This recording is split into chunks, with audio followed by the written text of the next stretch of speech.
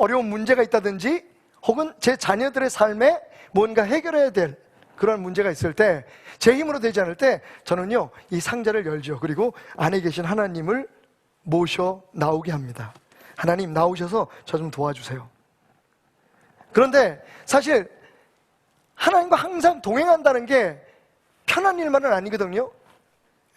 때로는 하나님이 좀 보지 않으셨으면, 하나님이 곁에 안 계셨으면 하고 느낄 때가 있잖아요. 그때는 딱 뚜껑을 닫아서 하나님을 그냥 이렇게 테이블 위에 모셔놓고 저는 외출하곤 합니다. 참 편리하죠. 이 상자는 제가 하나님을 모시고 다니는 상자입니다. 자, 여러분, 지금 제가 여러분들에게 보여드린 이 퍼포먼스를 통해서 혹시 생각나는 성경의 사건은 없으신가요? 그렇습니다. 성경에도 보면 물론 이렇게 천박하진 않지만 하나님을 모시고 다니는 상자가 있었습니다. 이스라엘 백성들에게. 오늘 본문 말씀에도 나오죠.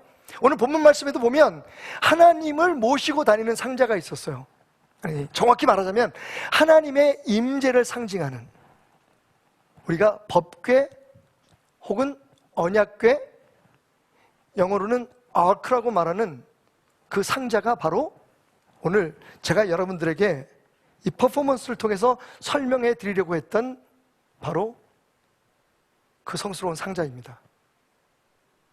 자, 그런데 오늘 말씀 보니까요, 법궤에 관련돼서 아주 재밌는 이야기가, 재밌다는 표현이 좀 이상할까요? 좀 의미 있는 사건이 여기 기록되어 있는 것을 볼 수가 있습니다. 오늘 말씀은요, 여러분들이 이미 함께 봉독해서 알듯이 블레셋과 이스라엘의 싸움 사이에서 이스라엘 백성이 하나님의 임재의 상징이었던, 항상 그들의 광야 생활에서부터 또 정착한 이후에도 항상 하나님의 임재, 하나님이 함께 하심을 확신하고 느낄 수 있었던 그 법궤를 그만 하나님을 믿지 않는 이방인들이죠, 블레셋 적군들에게 뺏기는 사건이 벌어집니다. 여러분 상상을 해보십시오.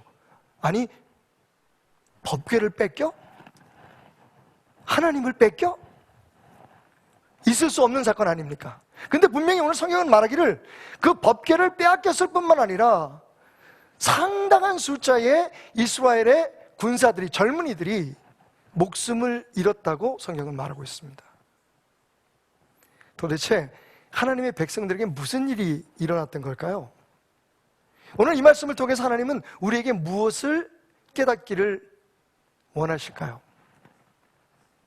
자, 오늘 말씀을 가지고 저는 100점짜리 질문, 0점짜리 답이라는 주제로 여러분과 잠시 말씀을 나누려고 합니다. 100점짜리 질문, 0점짜리 답. 자, 그러면 오늘 이야기 속으로 한번 들어가 볼까요? 자, 오늘 말씀을 보면 1절과 2절 말씀, 1절과 2절 말씀을 보면 사무엘의 말이 온 이스라엘에 전파되니라 라는 말씀으로 시작되고 있습니다.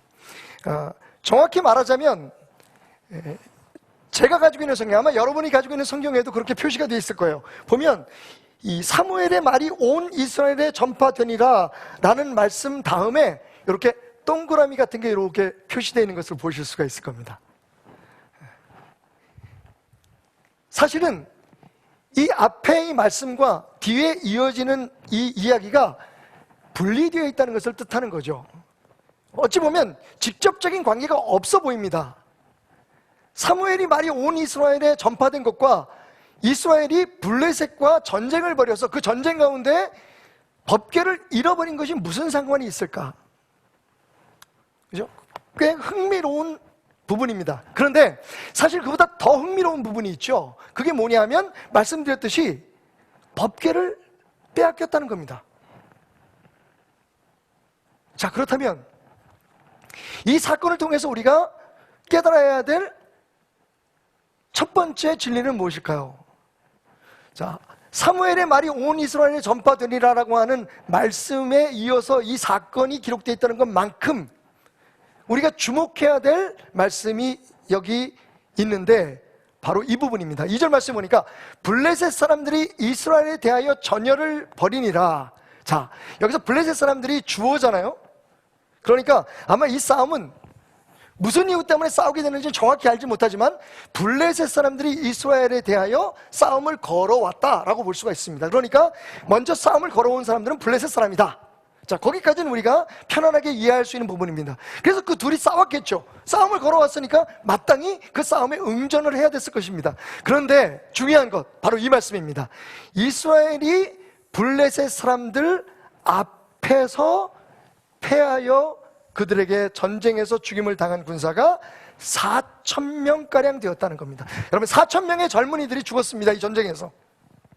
그동안 우리가 생각하기에는 하나님은 하나님의 사람들의 편이고 하나님의 백성인 이스라엘 사람들의 편이기에 반드시 전쟁을 하면 하나님의 백성들이 이겨야 되는 것이라고 생각했을지도 모릅니다. 그런데 분명히 그 전쟁에서는 졌어요. 그런데 더 놀라운 사실은 여러분, 이스라엘이 블레셋 사람들 앞에서 패했다라는 겁니다. 이 얘기는 이스라엘이 약해서 진 게 아니라 블레셋 사람들 때문에 이스라엘이 졌다는 겁니다. 자, 제가 표현을 좀 잘못한 것 같네요. 이렇게 표현하겠습니다. 블레셋 앞에서 이스라엘이 패했다.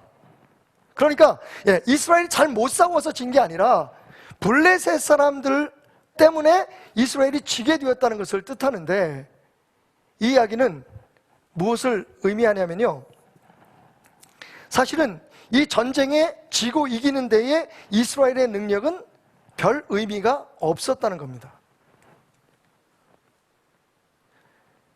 블레셋 사람들이 강해서 이스라엘이 진 게 아닙니다.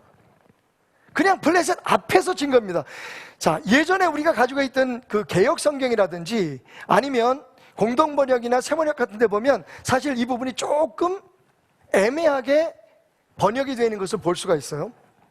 그런데 우리가 가지고 있는 개역 성경은 아주 정확하게 번역이 된 것 같습니다.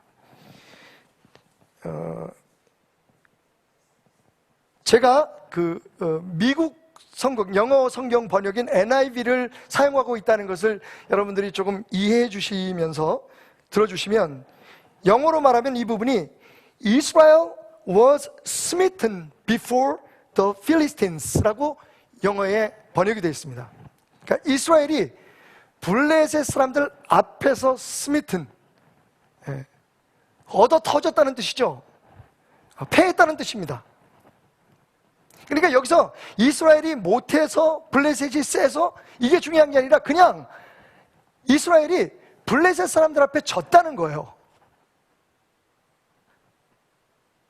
제가 반복해서 이 문구를 여러분들에게 설명드리려고 하는 것은, 사실은 말씀드렸듯이 이 전쟁에 이기고 지는 것이 이스라엘의 혹은 블레셋의 어떤 힘과 무관하다는 거였습니다. 말하자면 이 전쟁은 하나님이 그 뒤에 있는 전쟁이었습니다. 하나님이 이스라엘을 블레셋 앞에서 패하게 하셨다는 겁니다. 자, 오늘 이 말씀을 통해서 우리가 깨달아야 될 첫 번째 진리는, 한번 따라해 보실까요? 모든 상황 속에서, 모든 상황입니다, 하나님께 반응하는 신앙을 갖자. 하나님께 반응하는 신앙을 갖자.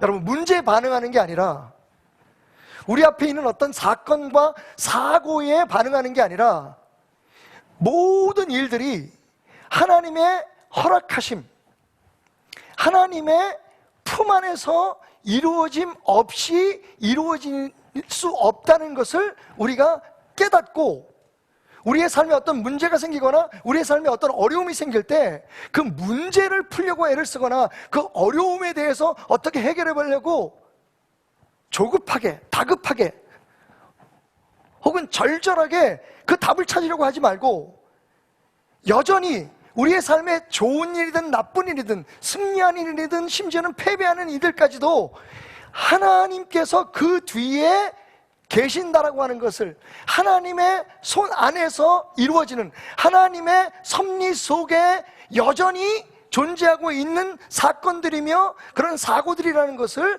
우리가 인정해야 된다는 겁니다.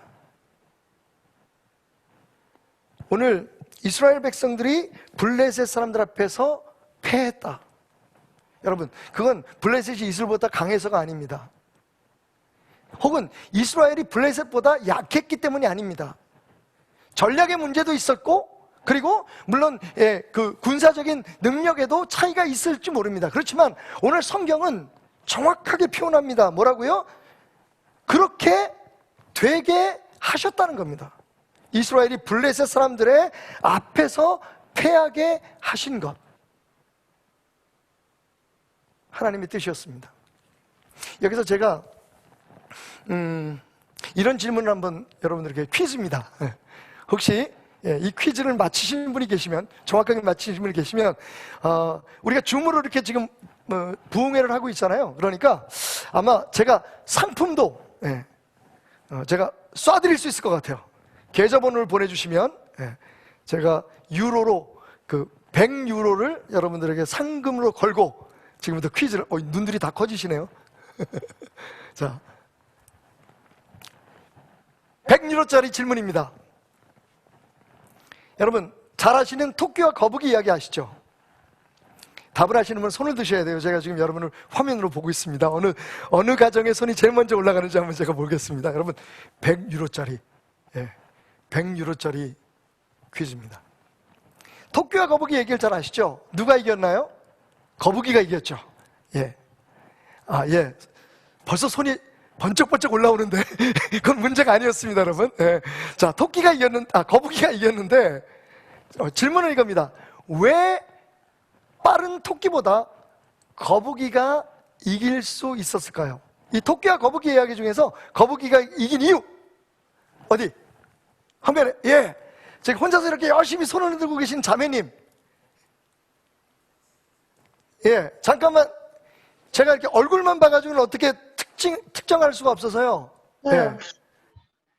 혹시 그 난가 보다라고 하시는 분 이렇게 동그라미 오케이 한번 해보세요. 지금 하셨습니다. 그 자매님, 답이 뭐라고요? 하나님이 그렇게 만드셨기 때문에. 100유로짜리 질문의 답은? 안 들리는 게 다행이야. 이거 진짜 맞히면 어떡해. 진짜 100유로 보내야 되잖아. 잘 안 들리는데 뭐라고요? 하나님이 만드셨기 때문에요. 그렇게 만드셨기 때문에. 뭔가 좀 들린 것 같아. 비슷한 것 같아. 큰일 났어. 나 100유로 날라갔어. 지금 답이 나온 것 같아. 뭐라고요? 다시 한번 크게 좀 들려주시겠어요? 그러니까 하나님이, 잠깐만요. 여기서 좀 잠깐만요. 제가 여기서 음을 좀 키우겠습니다.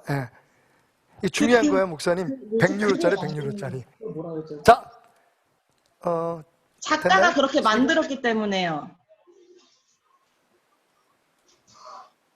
됐습니다. 이제 말씀하시면 됩니다. 정답은?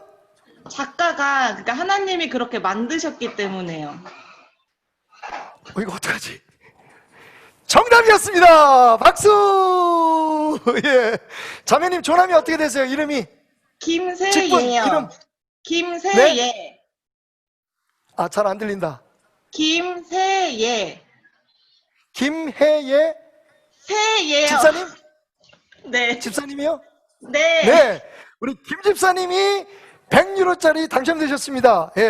우리 백 목사님, 우리 집사님 계좌번호를 제 톡으로, 제 번호 가지고 계시니까 보내주시면 100유로를 바로 송금하도록 하겠습니다. 제 설교는 여기서 끝내겠습니다. 100유로. 아니, 농담이고요, 여러분. 축하합니다. 정확하게 우리 집사님 말씀해 주셨어요. 맞습니다, 여러분. 만약 우리가 그 이야기에 대한 어떤 그 교훈을 찾거나 이렇다면, 자기의 능력을 과신했던 토끼는 좀 쉬었다 가도 되지, 게으름을 피다가 열심히 꾸준히 간 그런 거북이에게 질 수밖에 없었다. 이게 우리에게 주는, 그래서 우리는 아주 꾸준히 열심히 거북이처럼 열심히 살아야 된다. 그런 것들을 우리에게 교훈으로 주는 이야기로 받는다면 그것이 정답일 겁니다. 그런데 정확히 말씀드리면 오늘 집사님 말씀하신 것처럼 거북이가 이긴 이유는요, 그 이야기를 쓴 작가가 거북이가 이기도록 썼기 때문입니다. 여러분 무슨 말씀인지 아시겠어요? 우리가 생각할 때, 자, 우리가 지금 겪고 있는 코로나19 사태를 비롯해서 우리의 삶에 일어나는 작고 큰 모든 문제들이 그 문제 하나만을 바라보면요, 그 문제 하나하나의 원인이 있고 그 문제 하나하나에 풀어야 될 숙제가 있는 것처럼 보이지만 사실은 여러분, 이 세상의 주인이 누구십니까? 우리의 삶의 운행자가 누구십니까? 여러분, 저는요, 힘들고 어려울 때마다 제 안에 고백하는 믿음의 선언이 하나 있습니다. 한번 여러분도 도움이 되신다면 마음속에 담아주셨으면 좋겠어요. 저는 힘들고 어려운 일이 있을 때, 막막한 일이 생길 때, 이해할 수 없는 일들이 제 목회 현장이나 제 가정에서 일어날 때 저는 이렇게 외칩니다. 롬 828. 따라해 보실까요? 롬 828. Romans chapter 8 verse 28. 로마서 8장 28절을 주신 말씀이 롬 828입니다. 제가 얼마 전에 우리 교회 청년들과 함께 아프리카 선교를 다녀왔는데 그만 함께 갔던 그 청년 중에 한 청년이 말라리아에 걸려서 한국에 돌아와서 일주일 만에 하늘나라로 가고 말았습니다. 정말 교회 입장이라든지 제 자신의 목회 현장에서 굉장히 큰 문제였습니다. 그것도 청년들 가운데 리더였던 회장이었어요. 그리고 우리 교회의 전도사님으로 섬기는 분의 아들이었습니다. 그때 여러분 아마 우리 모든 목사님들 주회종들이 똑같았을 거예요. 저 이렇게 기도했습니다. 마지막 아이가 막 그 인공호흡을 하면서 피를 토하는데 그 자리에서 오열하는 그 전도사님 어머니를 부둥켜 안고 제가 이렇게 외쳤어요. 하나님, 차라리 내 생명을 걷어가 주십시오.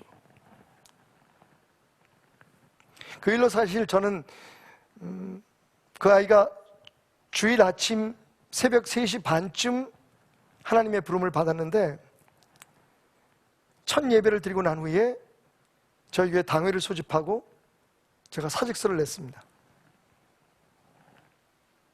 제가 직접 인솔해서 다녀온 선교 현장이었고 그동안 정말 수많은 선교 현장, 오지는 전 세계의 모든 구석구석을 돌아다니면서 선교를 했지만 한 번도 선교 현장에서 어려움은 있었지만 저희가 상상할 수 없는 그런 일을 겪어본 적이 없었습니다. 교만했던 겁니다. 그 일로 인해서 저희는 참 많은 아픔을 겪고 온 성도가 함께 고통을 받는 시간들을 지내야만 했습니다. 그런데 여러분,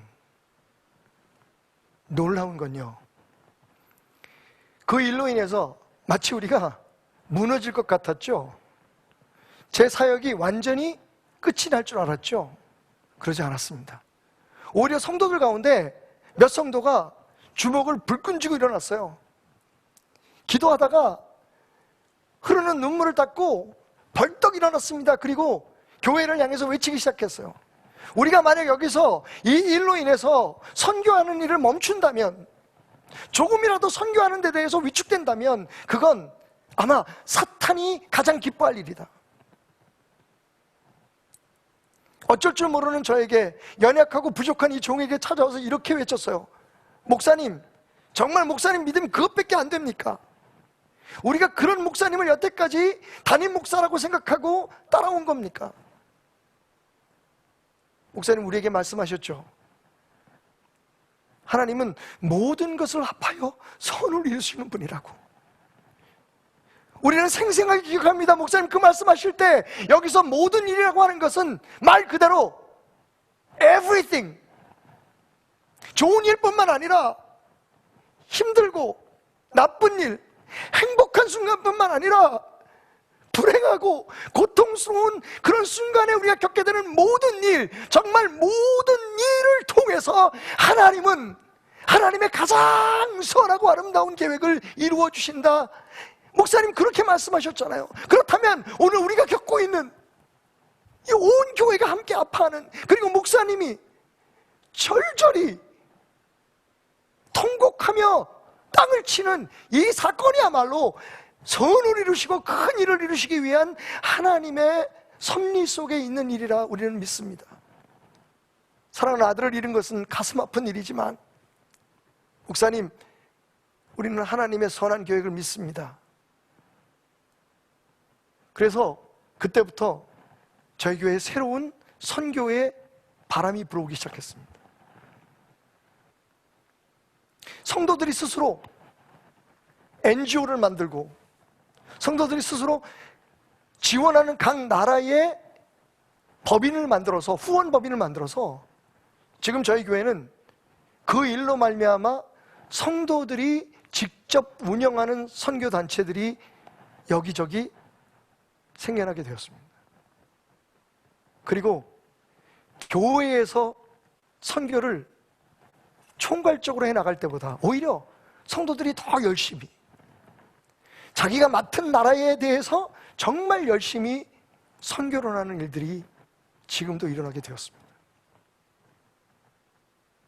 여러분, 이기고 지는 것을 단순히 우리가 힘이 없어서, 우리가 잘못해서, 뭐가 어떻게 잘못돼서, 뭐가 어떻게 뒤틀려서, 그 문제에 너무 집중하지 마시고 이 모든 일들을 통해서 큰 일을 이루시는 롬파리파리 하나님, 모든 것을 합하여 선언을 이루시는 하나님이 그 뒤에 계심을 인정하는, 다시 말해서 모든 상황 속에서 문제에 반응하거나 사건에 반응하는 게 아니라 문제가 있을 때마다, 사건이 있을 때마다 오히려 고개를 들어서 하나님 앞에 반응하는, 하나님께 나아가는 그런 저와 여러분이 되시기를 주님의 이름으로 축원드립니다. 자, 여기서 바로 우리가 좀 이상하다고 생각했던 이 첫 구절의 의미가 우리에게 깨달아지기 시작합니다. 말씀드렸듯이 3장은요 여러분, 사무엘이 어떻게 태어나게 되었고, 그 사무엘이 어떻게 자라나게 되었고, 그 사무엘이 얼마나 하나님 앞에 신실한 사람이었다라는 이야기들로 가득 차 있고, 그리고 4장으로 넘어오면서 딱 걸쳐서 그런 사무엘이 하나님의 말씀을 온 이스라엘에 전파했다라고 하는 말로 4장을 시작하고 있습니다.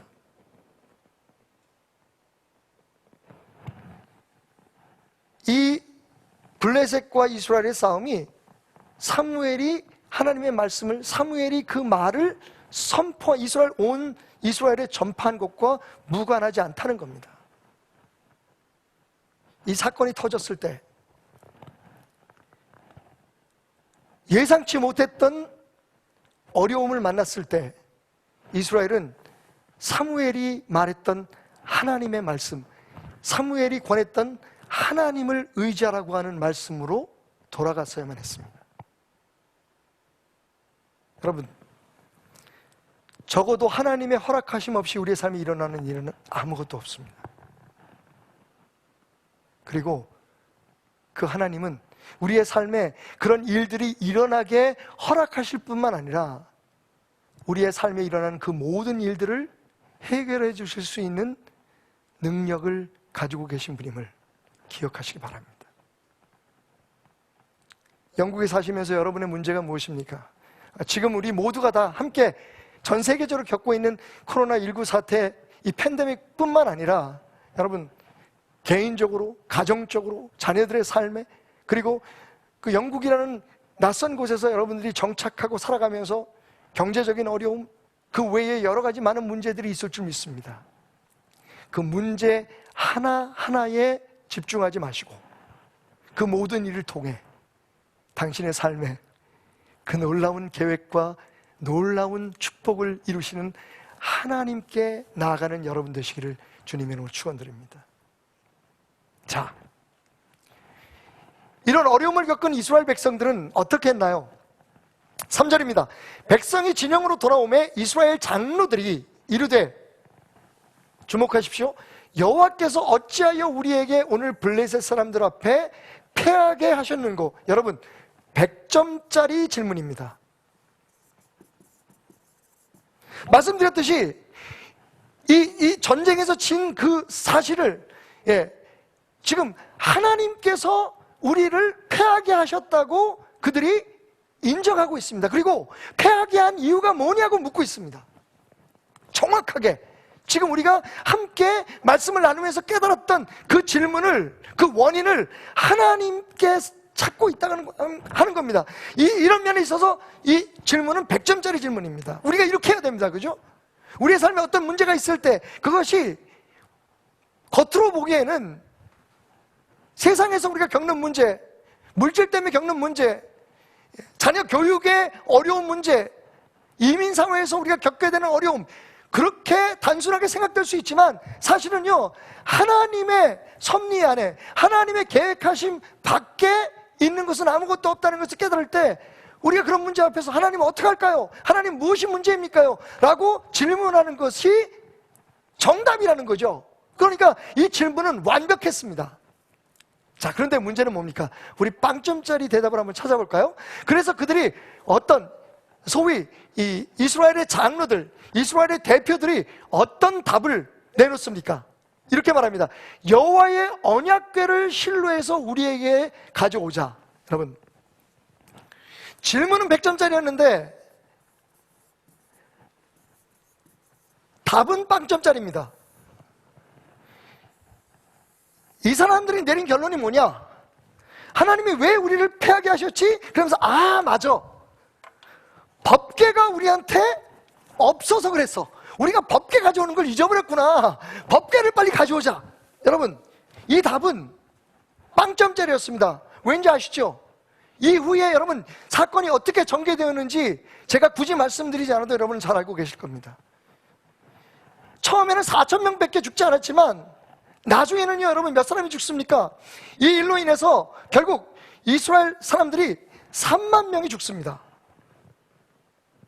오히려 법궤를 가져왔는데 하나님의 임재를 상징하는 이스라엘 백성들이 자기들의 하나님을 편리하게 모시고 다녔던 법궤를 옮겨왔는데 오히려 전쟁에서는 더 큰 피해를 볼 수밖에 없었다는 겁니다. 질문은 100점짜리였어요. 하나님에게서 답을 찾으려고 했습니다. 그런데 하나님에게 답을 찾으려고 했으면 그들에게 하나님에 대해서 가르치고 선포했던 사무엘을 찾아가야죠. 그리고 물었어야죠. 지금 우리들의 형편으로 말하자면 하나님 앞에 기도해야죠. 말씀 안에서 답을 찾아야죠. 힘들고 어렵지만 이렇게 우리가 드리는 예배들 속에서 하나님이 우리에게 지금 우리가 겪고 있는 이 어려움들에 대해서 무엇라고 말씀하시는지, 하나님의 뜻이 무엇인지, 자녀들은 어떻게 기르라고 말씀하시는지, 우리의 사업은 어떻게 하나님의 사람으로서 운영하라고, 경영하라고 말씀하시는지 하나님 앞에 물어봐야 되잖아요. 그런데 문제는 하나님에게 그 원인을 찾아보자 라고 물어놓고는 답을 어떻게 합니까? 자기 자신들이 답을 이야기합니다. 뭐라고요? 법궤를 가져오자. 법궤만 있으면 이겨. 맞아, 우리 그때 싸울 때 법궤 앞에 있었잖아. 우리 법궤 있었잖아. 그때 우리가 이겼잖아. 그러니까 법궤만 실로에서 옮겨오면, 그때 법궤는 실로에 있었거든요. 실로에서 법궤만 이 전쟁터 한가운데로 가지고 오면 우리는 반드시 이길 거야. 그들은 확신했습니다.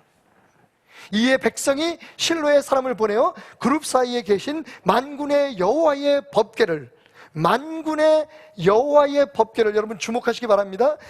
기억해 주시기 바랍니다. 거기서 가져왔고 엘리와 두 아들 홈니와 비누아스는 하나님의 언약궤와 함께 거기에 있었더라.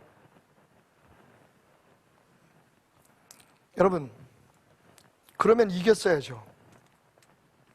법궤가 그들 곁에 왔는데, 하나님의 동행을 상징하는, 하나님의 임재를 상징하는 법궤를 그들이 가져왔는데 그들이 그 전쟁에서 이겼어야 되잖아요. 그런데 오히려 우리가 말씀에서 보는 것처럼 3만 명이라고 하는 더 많은, 그것도 아주 많은 이스라엘의 젊은이들이 목숨을 잃는 처절한 패배를 경험하게 됩니다.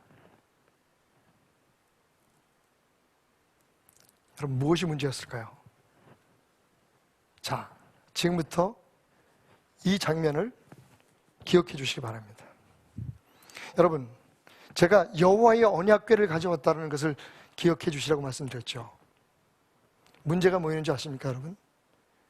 그들이 찾은 빵점짜리 답의 원인은 뭐냐면, 그들이요, 여호와의 법궤를 가져온 것이 문제입니다. 이해가 안 가시죠? 제가 다른 편으로 가서 이렇게 설명해 드리겠습니다. 법궤의 주인이신 여호와를 믿고 신뢰했어야 되는 건데, 자, 다시 일로 가겠습니다. 그들은요, 여호와 하나님이 함께 하신다고 생각하는 법궤를 믿었다는 겁니다. 다시요, 여러분. 그들이 믿은 건 법궤였습니다. 하나님의 법궤. 그래서 그 법궤를 가져왔어요. 그런데 패했습니다. 그게 답이 아니었다는 거죠. 자, 정말 답은 무엇이었습니까? 그것은 법궤가 아니라 이 법궤의 주인이신 하나님을 의지했어야 되는 거죠. 하나님의 법궤가 아니라 법궤의 하나님이 그들의 삶의 답이었던 거죠. 제가 지금 여러분들에게 무슨 말씀을 드리려고 하는지 생각나시겠습니까? 생각하실 수 있겠어요? 바로 그겁니다, 여러분. 우리가요, 하나님을 믿기 위해서 신앙생활을 하는 거죠. 신앙생활의 가장 중요한 궁극적인 목표는 하나님이 나의 하나님이 되시는 겁니다. 그런데 이스라엘 백성들, 처음에 이스라엘 백성은 그랬어요. 여러분, 말씀을 기억하시죠? 하나님께서 법궤를 만들라고 하셨을 때 아주 정교하고 세밀하게 법궤를 만들라고 하셨을 때 거기에는 하나님의 큰 뜻이 있었습니다. 그리고 그 법궤를 처음 만들었을 때 그 법궤에는 항상 은혜가 넘쳐났습니다. 이스라엘 백성들이 어딜 가든지 하나님의 법궤를 들고 그 법궤를 앞세워서 그 뒤를 쫓았어요. 근데 시간이 흐르면서 여러분, 사람들은 눈에 보이는, 그들이 만질 수 있는 법궤, 옮길 수 있는 물건으로서의 법궤를 의지하기 시작했고, 그 법궤를 만들라고 하신, 법궤가 왜 우리의 삶에 필요했는지를 우리에게 깨닫게 하신 하나님을 의지하지 않았어요.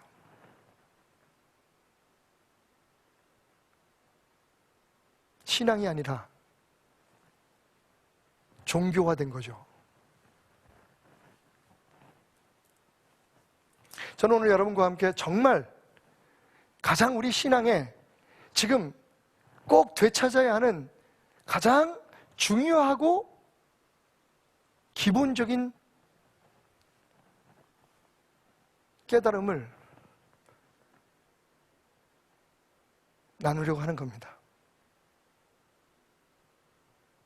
혹시 여러분의 삶에 하나님이 아닌 하나님의 그 무엇인가를 의지하는 조금은 우리가 나아가야 할 길에서 이탈하고 탈선한 신앙의 조짐이 보이고 있지 않습니까?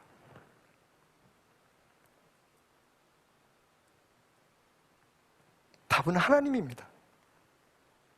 그들이 만약 여호와의 언약궤를 가져오면 우리가 이길 것이다, 그렇게 말하지 않고, 자, 우리가 하나님을 의지하자, 우리가 하나님을 따르자, 하나님 편에 서자라고 이야기했다면 그들은 이 전쟁에서 승리할 수 있었을 것입니다. 어차피 여러분, 지금까지 우리가 쭉 말씀을 읽으면서 눈치챘지만 이 전쟁은 하나님의 백성을 하나님께서 멸망시키고 그들을 재앙으로 인도하기 위해서 주신 시련이 아니었기 때문입니다. 여러분, 34,000명이라고 하는 젊은이들의 목숨을 잃었지만 그 당시에 이스라엘의 모든 백성들의 숫자를 생각해 보십시오. 하나님께서는 그 아픔과 그 상처에도 불구하고 그들이 겪어야 될, 오래갈 그 딱증이 생기지 않을 것 같은 그 상처에도 불구하고 왜 이런 일을, 왜 이런 패배를 두 번씩이나 맛보게 하셨습니까?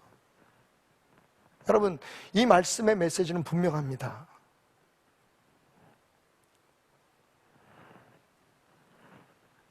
Let me be your God. 나라고 하여금 너의 삶에 하나님이 되게 하라. 우리가 신앙생활 하다 보니까 지금 우리가 하고 있는 어떤 행동이나 우리가 한두 번 해보아서 응답을 받고 또 거기에 대해서 뭔가 새로운 경험을 했던 것 같은 그런 일들이 하나님의 자리를 서서히 대신하고 있지는 않는지 돌아볼 시기입니다. 우리가 교회에 나오는 이유가 뭐죠, 여러분? 우리가 기도하는 목적이 뭡니까? 우리가 왜 말씀을 봅니까? 혹시 여러분들도 저처럼 그렇게 편리한 하나님을 이 상자에 담고 저 이스라엘 백성들처럼 자신들이 원하면 부릴 수 있는 그 하나님을 담은 상자를 들고 다니듯 믿음 생활하고 있지 않습니까? 오늘 저는 가장 근본적인 해결책을 여러분에게 말씀드리고자 하는 겁니다. 자녀 교육에 여러분 많이 고민되시죠? 특별히 그 영국이라는 곳에서 저 동방의 조그만 나라 대한민국의 백성으로 우리 자녀들이 당당하게 경쟁력을 가지고 거기에서 자라나고 성장하고 성공할 수 있기까지, 여러분 어디에서 답을 찾으시겠습니까? 어떻게 답을 찾으시겠습니까? 요즘 그렇지 않아도 이 팬데믹 문제로 굉장히 경제적으로 어려우실 텐데, 특별히 사업하시는 분들 많은 어려움이 있을 줄 믿습니다.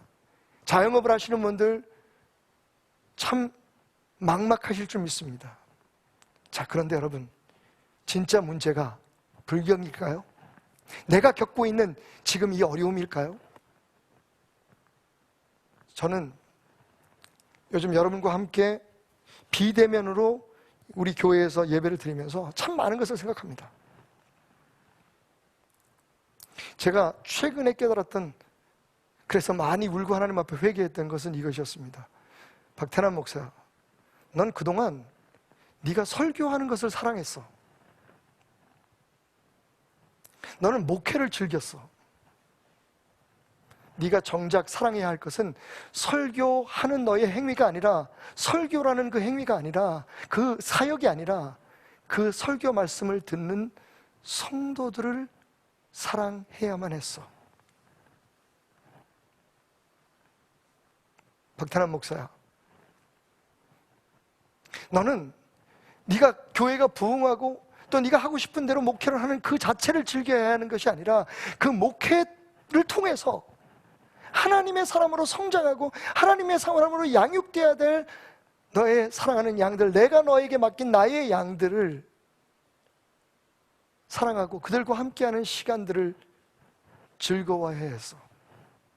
여러분, 오늘 주일도 저는 텅 빈 성전에서 예배를 인도하며 오열했습니다. 하나님, 제가 잘못했습니다.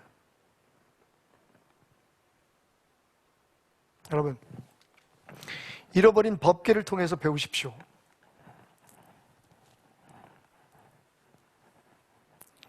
하나님의 궤는 빼앗겼습니다. 근데 여러분, 하나님을 빼앗길 수는 없습니다. 그들이 여호와의 언약궤는 적들에게 빼앗겼지만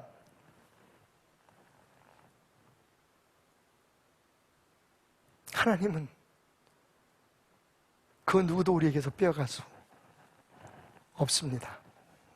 심지어는 여러분, 엘리 제사장의 두 아들 홈니와 비느하스 제사장도 죽습니다. 교회에서 우리가 갖고 있는 어떤 이름이나 우리가 자랑했던 어떤 자리나 우리의 일들은 하나님 없으면 아무런 의미가 없습니다.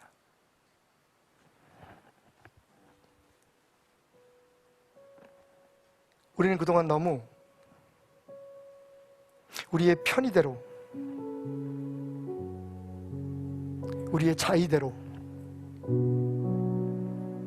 하나님이 아닌 하나님이 우리와 함께 하시고 하나님이 하나님 되심을 우리가 우리의 삶 속에서 배워가고 훈련하고 그리고 인정하기 위해서 해왔던 모든 행위들과 종교적인 전통과 그리고 우리에게 덧입혀진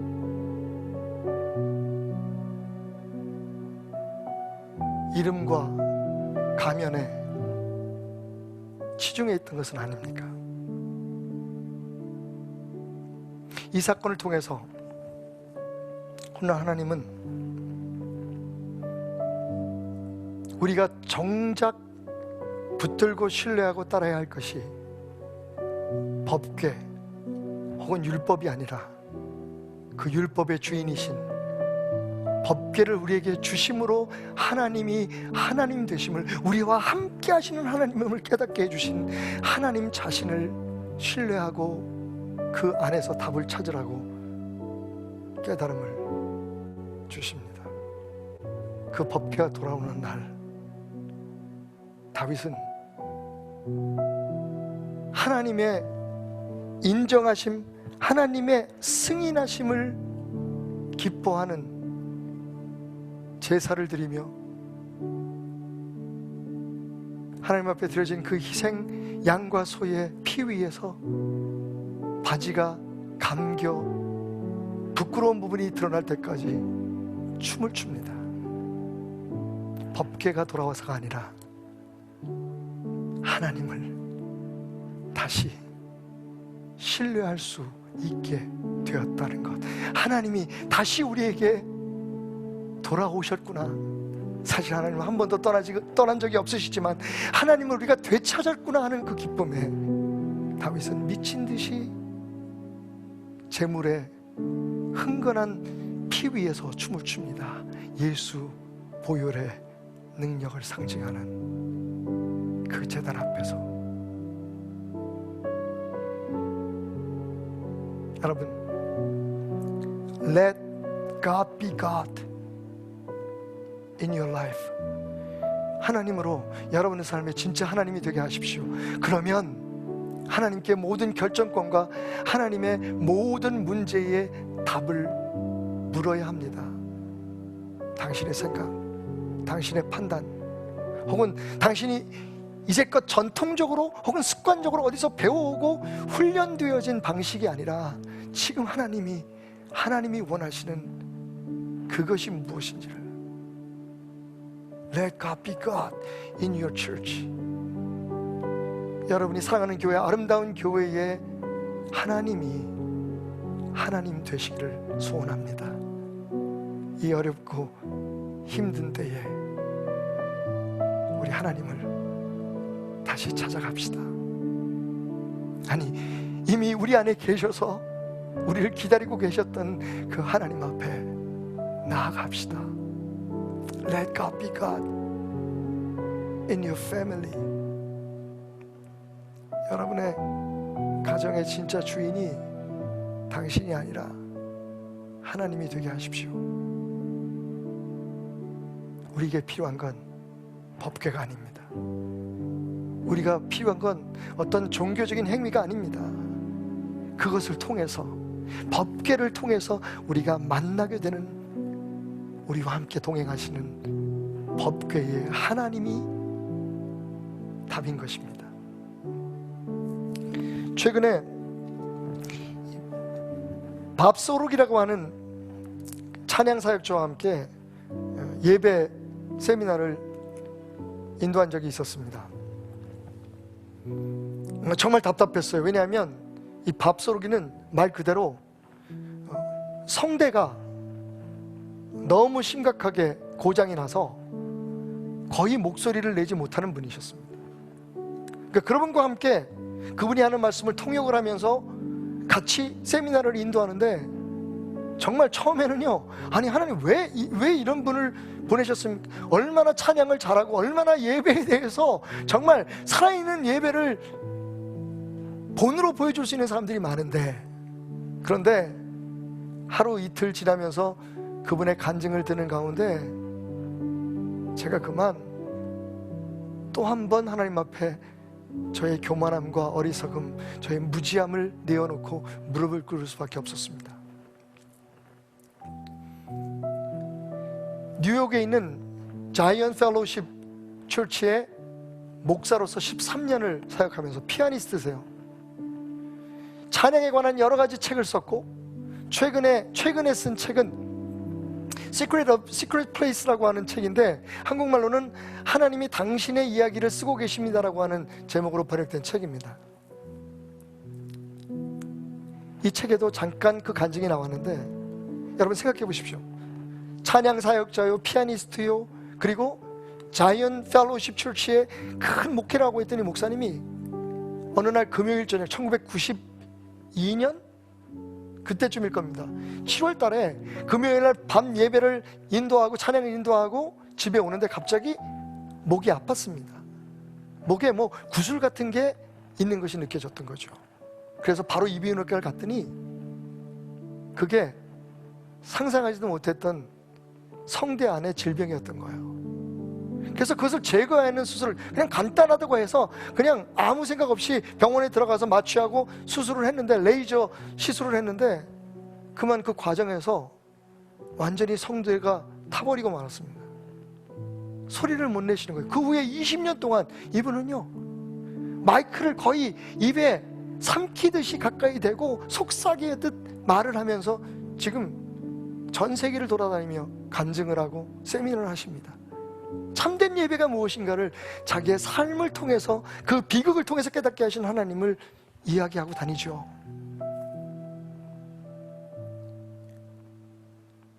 그 비극이 찾아왔을 때 회의에 빠졌답니다. 첫째는 여러분, 목사가 말을 못하면 설교를 못하잖아요. 찬양사역자가 말을 못하면, 소리가 안 나오면 노래를 못하잖아요. 그거 할 수 있는 애는 아무것도 없었어요. 그럼에도 불구하고 그 자이언 펠로우십 처치에서 이 목사님은 2년 동안 온 가족이 살아갈 수 있도록 모든 것을 후원해 줬습니다. 거기서 또 회의가 온 거예요. 자괴감이 생겼습니다. 아니, 나는 설교도 한번 제대로 못하고 그 좋아하던 찬양도 한번 인도하지 못하는데 내가 여기서 이렇게 돈을 받고 이 성도들에게 이런 폐를 끼쳐서야 될 것인가?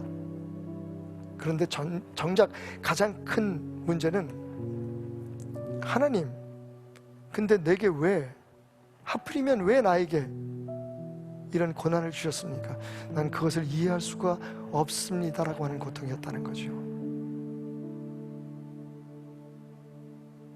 항상 강단에서 그리고 예배를 인도할 때마다 이 목사님은 말씀하셨죠. 다 하나님이 하십니다. 아마 제가 여러분과 함께 나눴던 롬 8:28이라고 하는 로마서 8장 28절 말씀을 주제로 수없이 많은 설교를 하셨을 겁니다.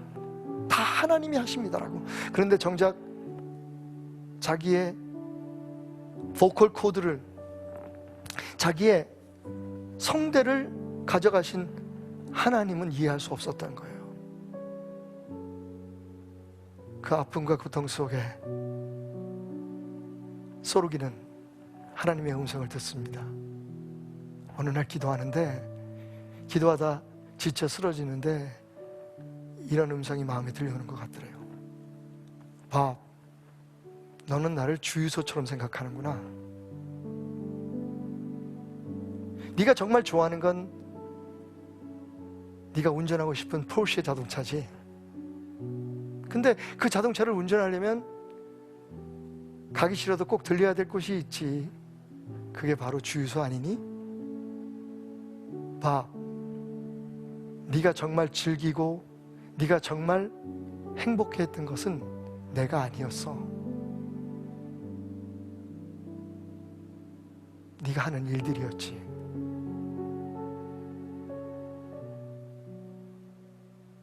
나는 주유소를 필요악이라고 생각한단다.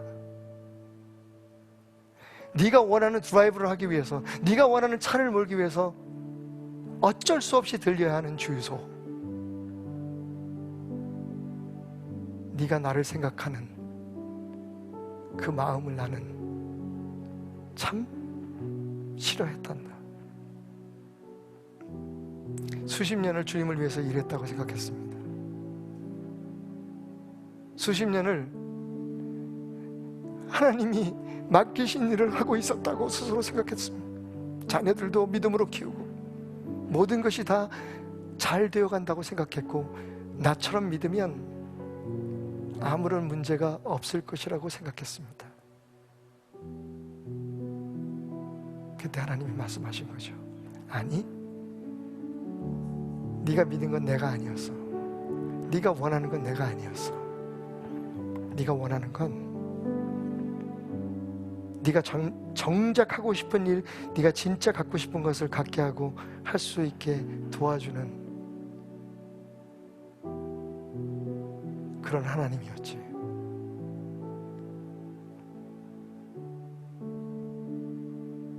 하나님 앞에 펑펑 눈물을 흘리며 회개했답니다. 그리고 다시 힘을 내어 책을 쓰기 시작하고, 사람들이 답답해하고 힘들어하는 그 음성으로 마이크를 들고 복음을 전하기 시작했습니다. 여러분, 이렇게 귀한 시간, 여러분의 마음을 나눠주신 것 감사합니다. 이렇게 만나게 하신 것도 하나님의 섭리였기에 여러분이 허락하신다면, If you allow me to ask you this question, let me ask you, who is God to you? What kind of God do you believe? Is God true God in your life? Let God be God. Let God be God. Don't try to be God. Don't be acting like God. God is God. 우리가 필요한 것 바로 우리의 삶의 주인이시고, 우리의 삶의 모든 것은 하나님이심을 고백하십시오. 자녀 교육의 답도 하나님, 사업의 답도 하나님, 무엇보다 우리의 신앙생활의 정답은 하나님. 어떤 문제 앞에 서든 모든 상황 속에서 우리의 답은 하나님, 하나님. 우리를 위해 일하시는 그 하나님밖에 없음을 고백합니다.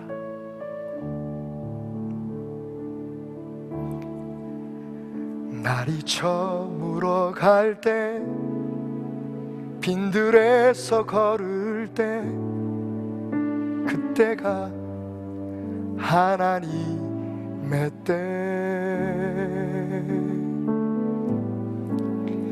내 힘으로 안 될 때, 빈손으로 걸을 때, 내가 고백해 여호와 이래. 주가 일하시네, 주가 일하시네. 주께 아끼지 않는 자에게 주가 일하시네, 주가 일하시네. 신뢰하며 걷는 자에게. 함께 고백하실까요? 우리 모인 이곳에, 우리 모인 이곳에 주님 함께 계시네. 누리네 하나님 은혜. 적은 떡과 물고기 내 모든 것 드릴 때 모두 고백해 여호와 이래. 주님께서 이 시간 일하십니다. 주가 일하시네, 주가 일하시네. 주께 아끼지 않는 자에게 주가 일하시네. 주가 일하시네. 신뢰하며 가는 자에게 주님께서 지금 일하십니다. 주가 일하시네. 주가 일하시네. 주께 아끼지 않는 자에게 주님께서 주가 일하시네. 주가 일하시네. 신뢰하며 가는 나에게 신뢰하며 가는 나에게